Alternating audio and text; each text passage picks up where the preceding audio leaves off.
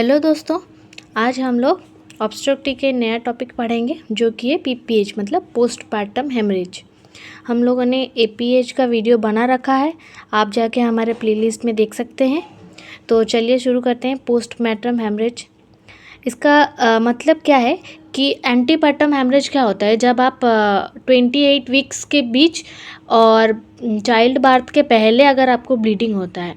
लेकिन postpartum haemorrhage में क्या होता है, चाइल्ड बर्थ के बाद और पेरपेरियम पीरियड्स के अंदर इन बीच में अगर आपको ब्लीडिंग होती है तो उसको बोलते हैं हम लोग पोस्टपार्टम हेमरेज। और इससे पता कैसे चलता है, इसमें क्या होता है कि आपकी जो पेशेंट की पल्स रेट इंक्रीज़ हो जाता है, ब्लड प्रेशर उसका कम हो जाता है। और हम देख लेते हैं कि एवरेज ब्लड लॉस कितना होता है। अगर आपका वैजाइनल डिलीवरी होता है तो उसका एवरेज ब्लड लॉस 500 ml होता है। अगर सीजरियन डिलीवरी होता है तो उसमें एवरेज ब्लड लॉस होता है 1000 ml का। और अगर सीजरियन हिस्टेरेक्टोमी होता है तो उसमें ब्लड लॉस 1500 ml। अगर इससे ज़्यादा होता है तो हम इसको 3 केस में डिवाइड कर सकते हैं, minor, major and severe. Minor case में आपका ब्लड लॉस जो है 1 लीटर से कम होता है। मेजर केस में अगर 1 लीटर से ज़्यादा होता है तो उसको बोलते हैं, और 2 लीटर से अगर ज़्यादा होता है तो उसको सीवियर केस में बोल सकते हैं। और हमारा जो पीपीएच है वो 2 टाइप का है, एक है प्राइमरी और एक है सेकेंडरी। प्राइमरी का मतलब कि आपका अगर ब्लीडिंग बच्चे जन्म होने के बाद 24 आवर्स के अंदर अगर होती है तो उसको प्राइमरी बोलते हैं। लेकिन अगर 24 आवर्स के बाद और पेरपेरियम के पीरियड के अंदर होता है तो उसको हम लोग सेकेंडरी बोलते हैं। तो प्राइमरी पीपीएच जो है वो अगेन डिवाइडेड है 2 टाइप्स के। तो फर्स्ट जो है वो थर्ड स्टेज हेमरेज और सेकेंड जो है वो है true PPH. Third stage haemorrhage में क्या होता है कि आपकी प्लेसेंटा जो है एक्सपल्सन नहीं हुआ है, अगर उससे पहले आपकी ब्लीडिंग होती है तो उसको बोलते हैं थर्ड स्टेज हेमरेज। लेकिन ट्रू पीपीएच क्या है, प्लेसेंटा सेपरेट होने के बाद, एक्सपल्सन होने के बाद अगर आपको ब्लीडिंग होती है तो उसको बोलते हैं हम ट्रू पीपीएच। इसका क्या क्या कॉज है देख लेते हैं। तो इसका कॉज जो है हम 4T से याद रखेंगे। पहला है आटोनिक, सेकेंड है ट्रॉमाटिक, थर्ड है रिटेन टिश्यू, फोर्थ है ब्लड कोआगुलोपैथी जिसको हम लोग थ्रोम्बिन भी बोल सकते हैं। और इसमें 2 मेन कॉज जो है वो एटोनिक है और ट्रॉमाटिक है। एटोनिक आपका 80% चांस है और ट्रॉमाटिक जो है वो 20% चांसेस है। तो पहले हम जो एटोनिक डिस्कस कर लेते हैं, उसका क्या क्या अटोनिसिटी होने का क्या क्या कारण हो सकती है, क्या क्या रिस्क फैक्टर हो सकती है। तो आपकी जो यूटेरस है उसका जो टोनिसिटी कब लॉस करेगा, अगर आपकी ओवर डिस्टेंशन ऑफ यूट्रस, मतलब कि उसका साइज जितना है, उसका जितना कैपेबल है वो लेने का चीज़, उससे अगर ज़्यादा होता है तो उसका टोनिसिटी लेस हो जाएगा। तो ओवर डिस्टेंशन के कब कब होता है आपका यूट्रस ओवर डिस्टेंशन, अगर आपकी मल्टीपल प्रेगनेंसी है तब होता है। अगर अगर हाइड्रामनियस होता है, मतलब कि अगर एमनियोटिक फ्लूइड बहुत ज़्यादा है, और अगर बच्चा बहुत ज़्यादा बड़ा है, मतलब 4 kg से ऊपर है, तब होता है आपका ओवर डिस्टेंशन ऑफ यूट्रस। मतलब कि आपके यूट्रस की जितनी कैपेसिटी है उससे वो अगर ज़्यादा स्टोर करेगा तो ओवर डिस्टेंशन हो जाएगा। सेकेंड कॉज जो है, मतलब सेकेंड रिस्क फैक्टर जो है वो है प्रोलॉन्ग लेबर। लेबर जितना टाइम का होना चाहिए अगर उससे बहुत ज़्यादा हुआ, मतलब कि आपके 12 घंटे से ज़्यादा होता है, तो आटोनिक केस देखा जाता है। इससे क्या होता है, आपकी जो यूट्रस है वो ओरिजिनल पोजीशन में आने में बहुत टाइम लगता है, मतलब पुअर रिट्रैक्शन होता है। थर्ड क्या है, उसमें डिहाइड्रेशन के वजह से आपकी प्रोलॉन्ग लेबर, मतलब प्रोलॉन्ग लेबर के वजह से आपकी जो डिहाइड्रेशन है वो बहुत होती है, क्योंकि उसमें आपकी पसीना निकलता है। लेबर बहुत, जितना ज़्यादा लेबर होगा आपका उतना पसीना निकलेगा, तो उस वजह से आपकी डिहाइड्रेशन होती है। थर्ड है आपकी risk factor infection like chorioamnionitis, मतलब ये एक इन्फेक्शन है जिसके वजह से आपकी आटोनिक होता है। और फोर्थ कॉज क्या है, अगर आपकी प्रीवियस हिस्ट्री रहा होगा पीपीएच का तो आगे जो डिलीवरी होगा उसमें चांसेस है बहुत पीपीएच होने का। फिफ्थ जो कॉज है वो एंटीपैटर्म हेमरेज है, मतलब कि आपने एंटीपैटर्म हेमरेज में 2 कॉज पढ़ा था, एक प्लेसेंटा प्रीविया और एक एब्रप्शन प्लेसेंटा।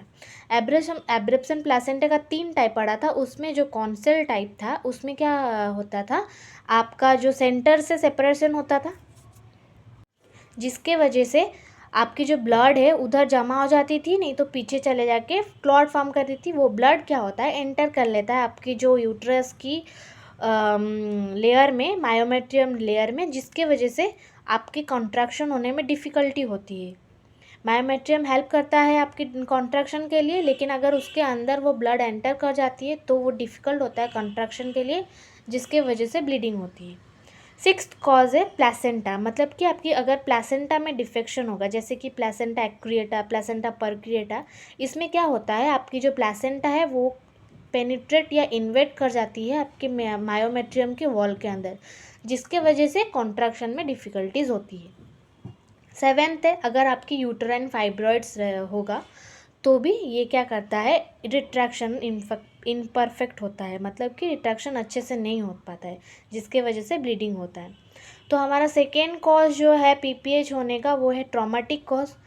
अगर मतलब कि डिलीवरी के वक्त कुछ इंजरी होता है जेनाइटल ट्रैक्ट को, सर्विक्स को, वेजाइना को या पेरिनियम को, उस वजह से भी आपकी ब्लीडिंग हो सकती है।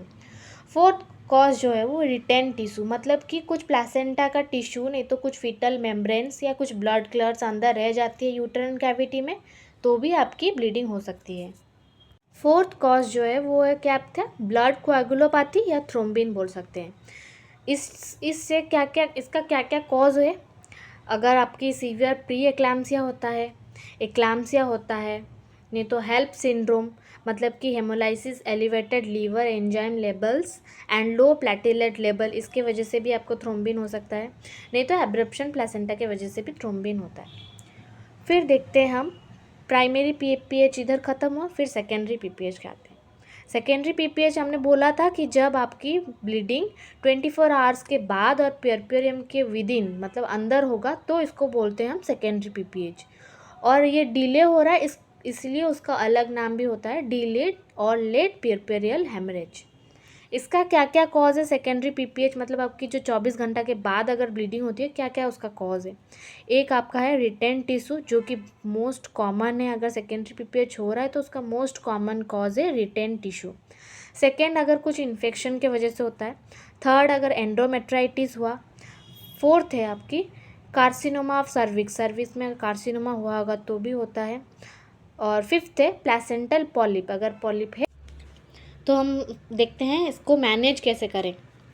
पहले जनरल मेजर्स क्या लेना है, कुछ भी मैनेजमेंट से पहले क्या जनरल मेजर्स लेना है। पहले तो हम कॉल आउट फॉर हेल्प, मतलब कि बुलाएंगे अपने सीनियर डॉक्टर्स को। फिर इंट्रावेस्कुलर लाइन देंगे 2, एक होता है आपके फ्लूइड ट्रांसफ्यूजन के लिए, जो कि अगर आपको कुछ भी वजह से शॉक होता है, और दूसरा होता है ब्लड ट्रांसफ्यूजन के लिए। थर्ड करेंगे उसका ब्लड टेस्ट करेंगे। उसके बाद फोर्थ आपकी जो बीपी और टेम्परेचर है पेशेंट की, उसको असेसमेंट करेंगे। फिफ्थ है आपकी कैथेटराइज करेंगे ब्लैडर को। ये आपके जनरल मेजर्स। उसके बाद देखेंगे प्राइमरी पीपीएच और सेकेंडरी पीपीएच को कैसे मैनेज करें। प्राइमरी जो था 24 आवर्स के अंदर, और सेकेंडरी जो था 24 आवर्स के बाद।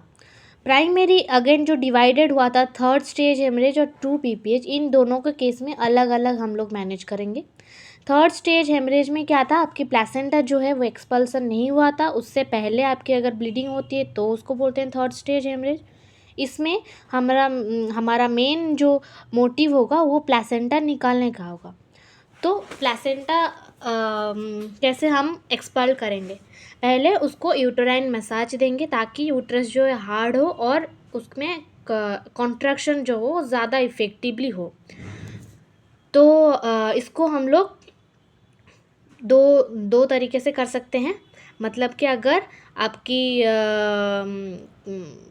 जनरल एनेस्थीसिया देके मैनुअल रिमूवल ऑफ प्लेसेंटा, मतलब हाथ के हेल्प से, through with the help of hand हम जनरल एनेस्थीसिया देके प्लेसेंटा रिमूव करेंगे। दूसरा क्या होता है, कंट्रोल कॉर्ड ट्रैक्शन, ये एक प्रोसीजर है जिसके थ्रू हम प्लेसेंटा को सेपरेट करते हैं। उसके बाद चेक फॉर कंप्लीटनेस, मतलब कि कुछ रह गया है अंदर, अगर कुछ रिटेन टिश्यू रहेगा तो फिर दिक्कत होगी, तो उसमें चेक करेंगे कि पूरा कंप्लीटली हम लोग निकाले कि नहीं। देखते हैं ट्रू पीपीएच कैसे मैनेज करें। ट्रू पीपीएच मतलब आपकी जो प्लेसेंटा है वो एक्सपल्ड हो चुका है, उसके बाद अगर ब्लीडिंग होती है तो उसको कैसे मैनेज करें। और ये दो मेन कॉज के कारण होता है, एक है एटोनिक और ट्रोमा। एटोनिक हमारा यूट्रस है, कैसे पता चलेगा? अब अगर यूट्रस फ्लैबी हो तो पता चलता है कि वो एटोनिक है। पहले हम जो फ्लैबी है उसको हार्ड करेंगे तो यूट्राइन मसाज के थ्रू वो हार्ड होता है। अगर उससे आपकी ब्लीडिंग स्टॉप नहीं होती तो सेकेंड क्या करेंगे, यूटेरोटोनिक देंगे, मतलब कुछ मेडिसिन जो कि यूटरस को हार्ड बनाती है, जैसे कि ऑक्सीटोसिन, मिथर्जिन और मीज़ोप्रोस्टोल, 15 मिथाइल प्रोस्टाग्लैंडिन F2 अल्फ़ा। अगर इन सब चीज़ों से भी आपकी जो यूटरस है वो हार्ड नहीं होती या ब्लड स्टॉप नहीं होता है तो थर्ड प्रोसेस में जाएंगे, यूटराइन कंप्रेशन। इसमें बायोमैनुअल कंप्रेशन होता है, मतलब कि आपकी जो हैंड है उसको फिस्ट बना के आप अंदर घुसाते हैं वैजाइना के थ्रू और कंप्रेस करके रखते हैं। अगर इससे भी आपकी जो ब्लड है वो स्टॉप नहीं होता है तो हम यूज़ करेंगे यूटराइन टेम्पोनेंट। ये एक इंस्ट्रूमेंट है जिससे क्या होता है कि आपकी वैजाइना के थ्रू अंदर लेते हैं और एक बैलून जैसा स्ट्रक्चर होता है जो फूलता है।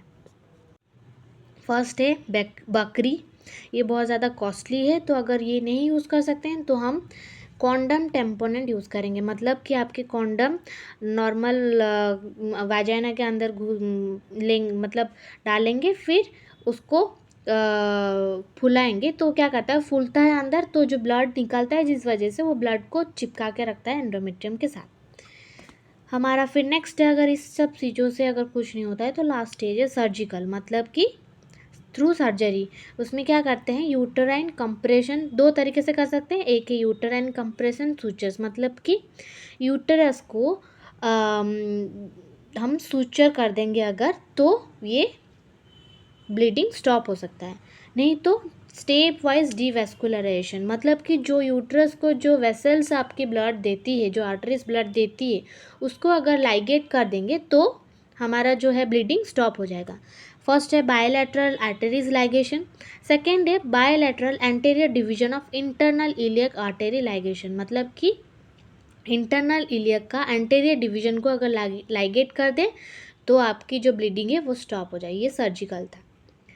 सेकेंड देखेंगे हम सेकेंडरी पीपीएच को कैसे मैनेज करें। सेकेंडरी पीपीएच क्या था, 12 घंटे के बाद अगर आपकी 12 घंटे के बाद जो था उसमें मेन कॉज क्या था, रिटेन टिश्यू था। तो अगर रिटेन अगर कुछ टिश्यू रह गया है, मतलब कि फीटल का कुछ मेम्ब्रेन या प्लासेंटल के कुछ टिश्यू रह गया है, तो उसके वजह से आपकी क्या होती है, ब्लीडिंग होती है। तो उसको पहले जनरल एनेस्थीसिया के अंडर हम एक्सप्लोर करेंगे और जो भी प्रोडक्ट्स अंदर है उसको with the help of ovum forceps हम उस प्रोडक्ट्स को रिमूव करेंगे। फिर उसमें क्यूरेटेज करेंगे जेंटली, फिर उसके बाद उसको मेथर्जिन देंगे, फिर जो भी उसके निकाले हैं हम लोग, जो भी रिमूव प्रोडक्ट्स है उसको हिस्टोपैथोलॉजिकल एग्जामिनेशन के लिए भेज देंगे। ये थी आपकी सेकेंडरी पीपीएच का मैनेजमेंट।